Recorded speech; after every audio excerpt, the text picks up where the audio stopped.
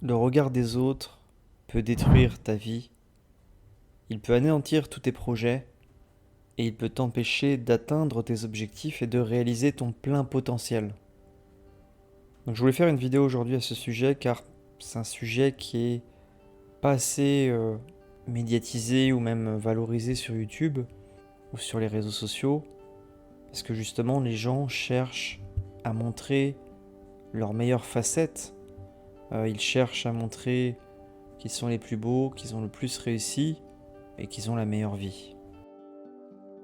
Donc si vous êtes obsédé par le regard des autres, ça va être compliqué pour vous de réussir dans la vie, de vous sentir bien, épanoui et finalement d'être heureux. Alors je mets un petit disclaimer par rapport à ça. Il est très difficile de s'affranchir à 100% du regard des autres. C'est même quasiment impossible. Mais il faut faire en sorte de limiter l'impact que le regard des autres a sur vous dans votre vie. Moi, à titre personnel, quand j'étais enfant, adolescent et même jeune adulte, j'étais obsédé par le regard des autres. Ça veut dire que je vivais dans les yeux des autres, je ne vivais pas pour moi, mais je vivais pour les autres. Et donc forcément, j'étais malheureux, je prenais des mauvaises décisions, je faisais des mauvais choix, et ma vie, elle n'était pas alignée, en accord avec ce que je voulais être. Donc le regard des autres est dangereux parce que il vous empêche de vivre une vie qui vous correspond, il vous empêche d'être aligné à tous les niveaux, au niveau personnel et au niveau professionnel. Et pour moi, c'est tout simplement un véritable fardeau, ce regard des autres. Donc c'est vraiment un axe de développement personnel qui est primordial, qui est super important. Il faut vraiment faire en sorte, dans son quotidien, dans son évolution personnelle, de s'affranchir petit à petit du regard des autres. Alors je ne peux pas dire aujourd'hui que je suis à 100% affranchi au niveau du regard des autres. Oui, il a encore une importance à mes yeux, mais il a beaucoup moins d'importance qu'avant. Le regard des autres, l'opinion des autres a très peu d'influence sur mes choix de vie, sur ce que je fais, sur mes décisions importantes. Je prends mes décisions, je fais les choix en mon âme et conscience en fonction de ce que je veux. Je m'écoute avant tout, j'écoute mes intuitions, j'écoute mon cœur, j'écoute pas trop mon esprit parce que mon esprit est souvent de très mauvais conseils. Il faut savoir que l'esprit, il peut nous faire prendre des décisions qui sont mauvaises pour notre avenir, qui vont nous causer du tort à court, moyen et long terme. Souvent les meilleures décisions qu'on prend, c'est les décisions qu'on prend avec le cœur, en suivant son intuition. Peu importe les personnes qui vous jugent, qui vous discréditent, qui vous dévalorisent, peu importe leur regard, leur opinion, ce qui compte, c'est le regard que vous avez sur vous-même. Ça doit être ça votre priorité.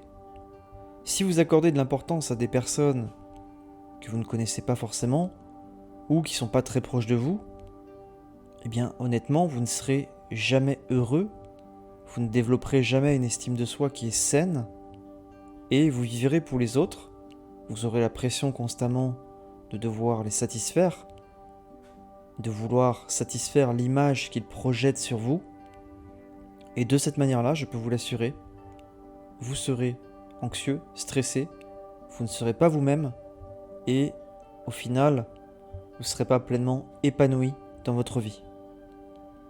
Donc ne rentrez pas dans ce jeu du regard des autres, de plaire aux autres. Bien évidemment, il y a des personnes qui sont proches, et on a forcément envie de donner une bonne image à ces personnes-là, notamment la famille, les amis proches, c'est compréhensible. Malgré tout, même si c'est la famille et les amis proches, je ne sacrifierai jamais mon bien-être émotionnel, mon épanouissement personnel, parce que ils ont projeté une image de leurs rêves, de leurs envies sur moi. On le voit souvent dans les familles toxiques. Ça peut être par exemple les parents qui projettent en fait une image, des rêves sur leurs enfants Mais ces rêves ne correspondent pas à l'envie profonde des enfants.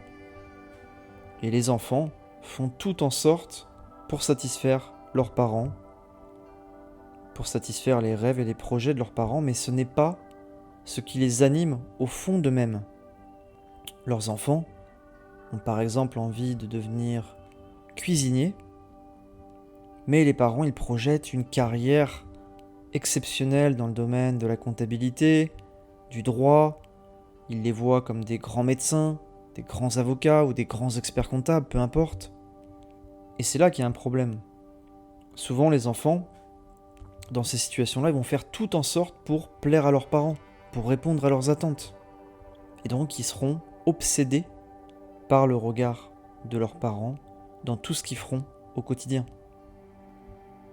Et très souvent, malheureusement, ce type de relation va mal se terminer. S'il n'y a pas de communication, si les parents et l'enfant ne communiquent pas, s'ils ne sont pas ouverts au dialogue, très souvent, ce genre de relation se termine en clash assez fort, parce qu'en fait, il y a de la souffrance chez l'enfant. Chez le parent, je ne mettrai pas la souffrance au même niveau, puisque c'est le parent qui inflige ça à l'enfant, mais ça peut se comprendre dans le sens où le parent veut le meilleur pour son enfant. Donc on peut le comprendre de cette manière-là, on peut le voir comme de l'amour, mais pour l'enfant, c'est un amour qui est toxique, puisque ça l'empêche d'évoluer positivement dans sa vie, ça l'empêche de prendre de bonnes décisions, de mener une vie alignée professionnellement et personnellement, et puis ça l'empêche de prendre confiance en lui-même et de développer une saine estime de soi. Donc c'était pour vous donner un exemple en fait de l'importance que peut avoir le regard des autres dans notre vie. On peut également donner un second exemple qui est parlant, c'est la personne qui fait tout pour paraître, qui fait tout pour montrer son statut social, montrer qu'elle a réussi matériellement dans la vie, alors que c'est peut-être pas le cas, mais son objectif, c'est juste de paraître. Vous connaissez peut-être sûrement des gens comme ça, on en connaît tous. Il y a des gens qui sont obsédés par l'apparence, par l'image qu'ils renvoient, par le statut social, et ils sacrifient finalement qui ils sont au fond d'eux. Et très souvent, ces gens-là ne sont pas les gens les plus heureux du monde, malgré la richesse ou le confort matériel dans lequel ils vivent. Est-ce que c'est bien ? Ils font ce qu'ils veulent, ils sont libres d'afficher leur possession, d'afficher leur statut social, il n'y a aucun problème là-dessus. Moi, je le regarde de manière bienveillante, dans le sens où ces gens-là, à force d'être dans l'image, de jouer un rôle, eh bien ils se perdent. Et au fond d'eux-mêmes, s'ils se regardent vraiment dans une glace, ils pourront se dire qu'ils ne sont pas vraiment heureux dans leur vie.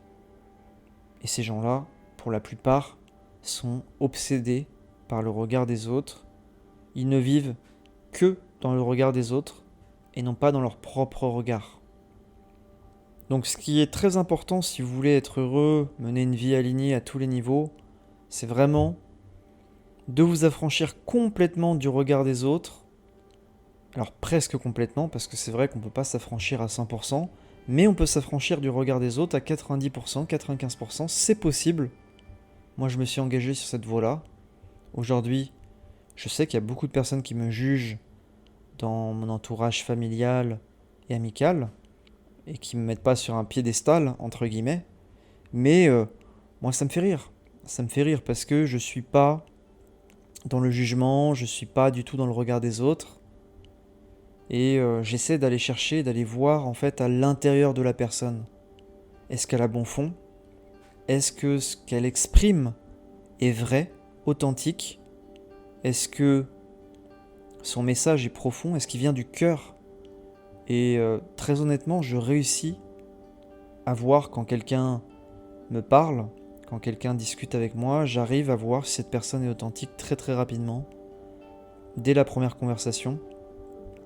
Parce qu'en fait, ce que je fais, c'est que je me concentre avant tout sur la personne, je l'écoute profondément, de manière attentive, je suis pleinement présent avec elle, ce qui fait que ce niveau d'attention me permet de voir si la personne est vraiment authentique.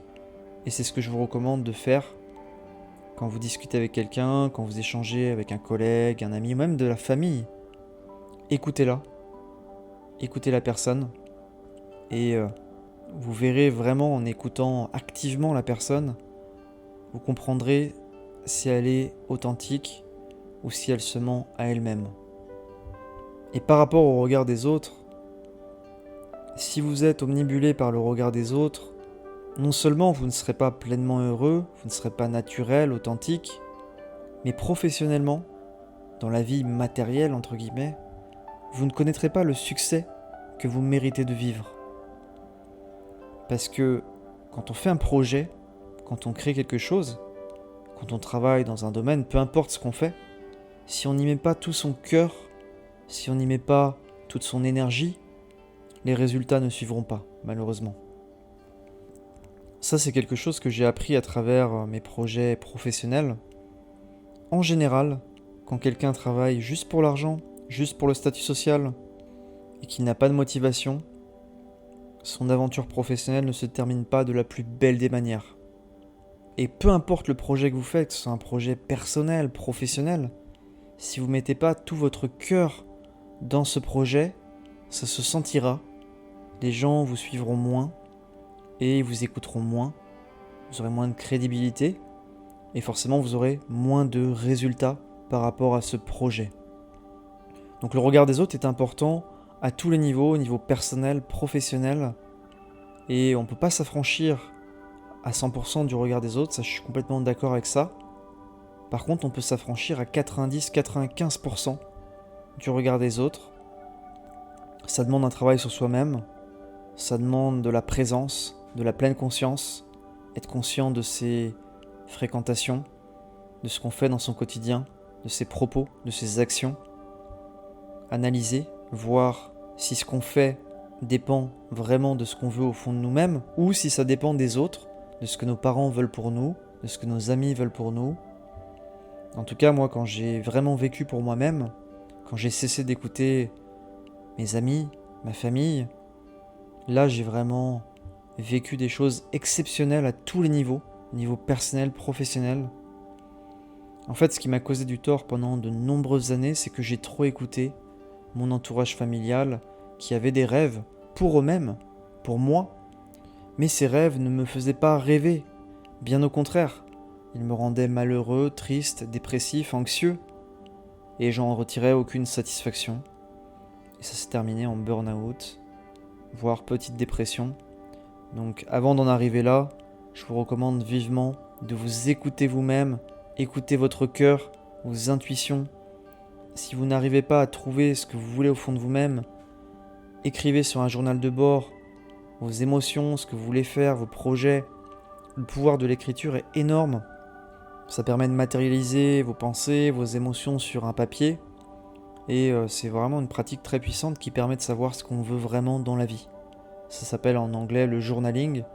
C'est une pratique extrêmement puissante, qui est pour moi même plus puissante que des consultations chez un psy ou chez un coach mental.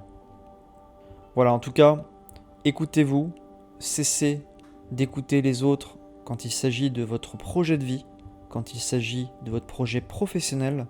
Faites ce que vous avez envie dans votre vie, parce que la vie est courte et un jour ou l'autre on ne sera plus sur cette planète Terre.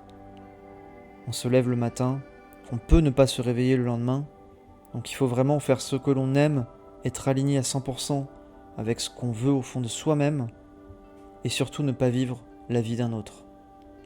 Voilà pour le message que j'avais aujourd'hui. N'hésitez pas à mettre en commentaire vos pensées par rapport à ce podcast. Je serais curieux d'avoir votre avis. N'oubliez pas de liker si vous avez aimé le contenu d'aujourd'hui. Abonnez-vous à la chaîne. Et on se dit à très bientôt. Surtout prenez soin de vous et que la paix et l'amour soient dans votre cœur.